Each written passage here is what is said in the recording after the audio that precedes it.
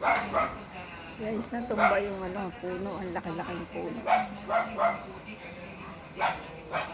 Ayun o, nakarating hanggang doon sa dulo. Ayun doon.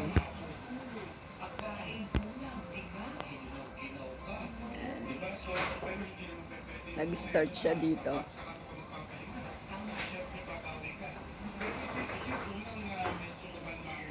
Ayun o. Gaano kahaba. Ayun o. Ayun ang pinakadulo niya. Pinuputol na ng haba. Hindi naman tinanim yun. Kusa na lang tumubo.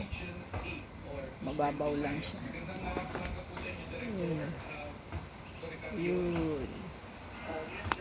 Yan ang pinakapuno niya. Tapos hanggang doon sa dulo.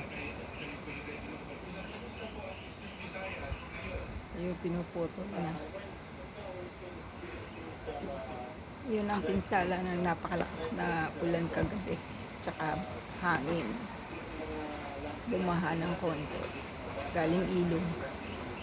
Malapit kasi sa ilog yun.